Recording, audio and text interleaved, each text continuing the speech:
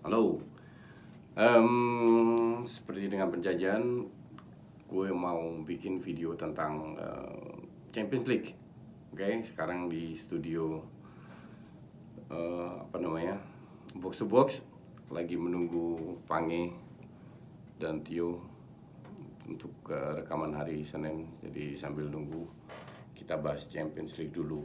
Oke, minggu ini hari Selasa ada match Roma Porto dan PSG MU. Ini yang paling ditunggu-tunggu kan PSG MU. Tapi kita mulai dulu dengan Roma Porto.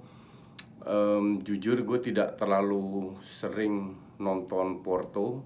Tapi kalau lihat gue beberapa kali nonton Benfica sama Sporting, ya kualitas Liga Portugal ya it's not bad lah, tapi untuk dibilang bisa bersaing untuk ke top Eropa enggak. Tapi demikian pun juga Roma masih gue bilang tidak konsisten, terakhir dibantai 7-1 di Coppa Italia, itu bilang sangat memalukan. Mereka memiliki beberapa pemain muda yang juga seringkali dirotasi, diganti oleh Di Francesco. Jadi kedua tim ini kalau gue bilang sangat sulit diprediksi. Gaya bermain tidak terlalu jauh beda. Roma lebih modern, Porto sering bermain dengan 4-4-2, lebih mengandalkan counter attack. Tapi memang dari dulu itu salah satu kekuatan mereka.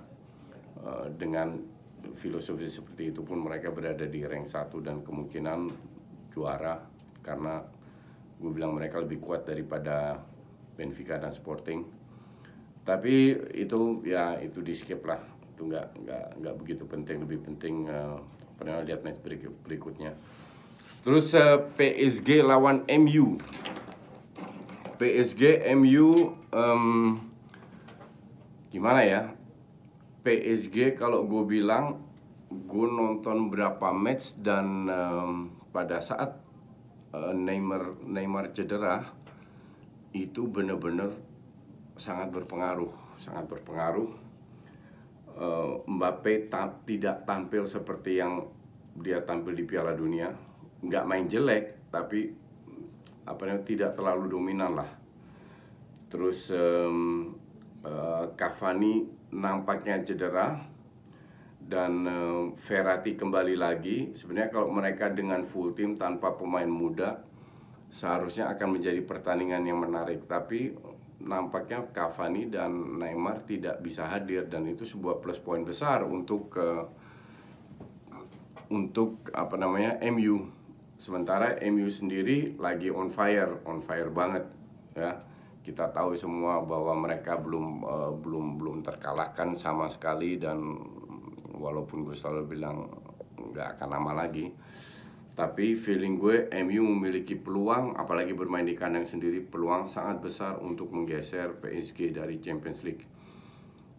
Kita tidak bisa menilai sebuah tim dari sebelum-sebelumnya atau track record. Contoh paling bagus MU dan Madrid sebelum dibanding setengah tahun yang lalu benar-benar mainnya dengan pemain yang sama, benar-benar terseok-seok. Tapi kalau MU di bawah Mourinho dengan di bawah Ole sekarang sangat jauh berbeda. Lebih fresh, lebih modern, walaupun permainan MU gue bilang masih sangat tergantung dengan Pogba dan Herrera, mengandalkan skill 3 pemain depan yang memang mereka sangat bagus. Tapi di luar itu performa asumsi MU full team seperti sekarang, ya MU memang ya bisa dibilang tidak gampang dikalahkan, apalagi bermain di kandang sendiri. Di atas kertas kan mereka underdog, mereka berada di rank 4 sekarang, selisih 1 poin dengan Arsenal dan Chelsea. Tapi bukan masalah poin atau tidak, tapi performa MU, percaya diri, moral MU itu lagi meningkat banget. Dan itu yang jauh lebih harus diwaspadai oleh Tuchel daripada cuman sekadar tactical atau strategi. Gue nonton PSG dan kalian pasti juga musim ini bahkan ya, lawan Liverpool di kandang Liverpool. Waktu itu Liverpool unggul 2-0, 2-2, terus akhirnya 3-2, Neymar Cavani main. mainnya itu buruk banget. Jadi gue nggak menyangka bahwa Tuchel bermain sangat bertahan di kandang Liverpool, dan akhirnya kalau gue bilang layak kalah PSG. Dan PSG kalau bermain di kandang sendiri sangat berbeda di kandang gue, tapi sekali lagi mereka tetap memiliki seorang Di Maria, seorang Mbappe yang kemungkinan bisa menjadi tumpuan. Masih ada Drexler dan Verratti dan lain. Alves masih on fire di 1-2 match, kan dia sering cadangan sekarang, tapi kalau dia suruh ngegas di 1-2 match masih bisa-bisa aja. Jadi tetap harus diwaspadai, tapi gue mengunggulkan, gue rasa MU nggak smart kalau mereka tidak bisa meraih 3 poin. Feeling gue mereka bisa menang, dan mereka seharusnya kalau mau lolos harus menang dengan ya selisih 1-2 gol sih bisa. Murni karena bukan dari sisi tactical mah biasa aja, tapi murni karena semangat MU, moral MU itu lagi meningkat banget. Jadi nampaknya mereka bisa dibilang sudah merasa udah paling hebat, tak terkalahkan.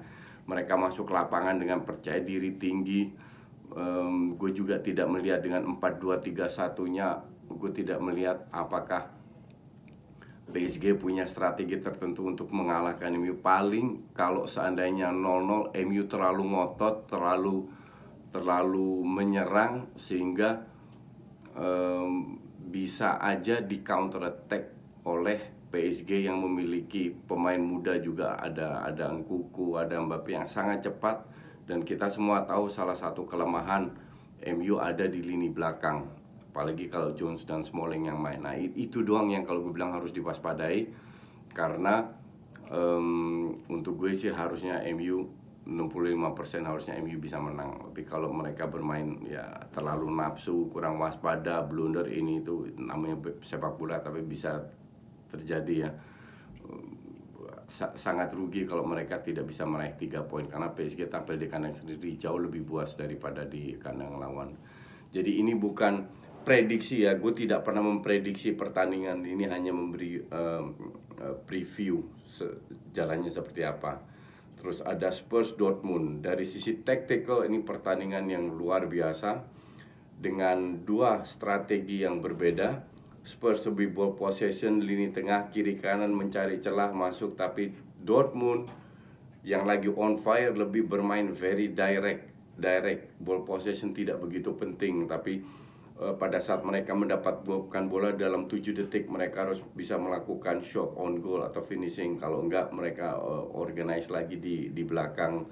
Ada dua sayap yang sangat cepat, belum juga Royce Götze yang lagi on fire.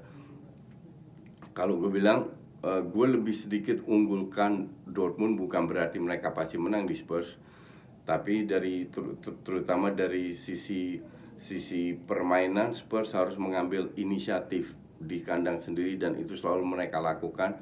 Nah ini yang menjadi bahaya, karena gue lihat lini belakang dari Spurs tidak terlalu cepat, terutama center backnya ya, kecuali Trippier masih oke lah cepat, tapi sisanya ya gue masih tidak begitu yakin dengan lini belakangnya Spurs yang kemungkinan besar akan sering tercounter, tidak dengan bola atas tapi dengan bola-bola bawah dengan skillful dan lain-lainnya. Ini juga akan menjadi pertandingan yang menarik, yang strategi antara dua tactical yang berbeda. Jadi menikmati aja. Terus yang terakhir, Ajax Real Madrid. Ini pada saat drawing Ajax lolos tidak terkalahkan. Semua bilang oh we can handle Real Madrid. Tapi semenjak itu performa Ajax bisa dibilang pelan-pelan menurun. Bahkan mereka dalam 4 match dua kali kalah kalau nggak salah, atau 3 kali kalah. Lawan Feyenoord mereka dibantai 6-2. Kemarin lawan Heracles 1-0 kalah, dan mereka mainnya buruk sekali. All team. Sampai De Ligt bilang ini nampaknya semua pemain ini ingin membuktikan diri menjelang transfer summer window, karena kemungkinan besar Ziyech, Neres, De Ligt, Frenkie de Jong udah pasti ke Barca, dan mungkin beberapa pemain akan pindah. Maka dari itu mereka lebih bermain sangat egois, dan itu dikritik kiri kanan. Jadi performa Ajax itu benar-benar menurun drastis 180 derajat. Sementara Madrid yang awalnya terseok-seok itu lagi meningkat banget. Praktis hanya 2 tempat yang dirubah. Vinicius sekarang fix menjadi penyerang depan kiri menggantikan Isco atau pemain muda satu, siapa tuh namanya.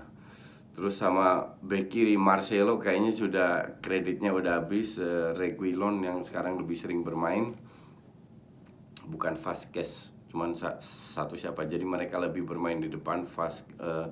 Vasquez di kanan, Vinicius kiri, Bill atau Bill di kanan bisa juga, atau Vasquez di tengah, Kroos, Modric dan Casemiro. Ini tulang punggungnya itu di situ, otaknya itu di situ.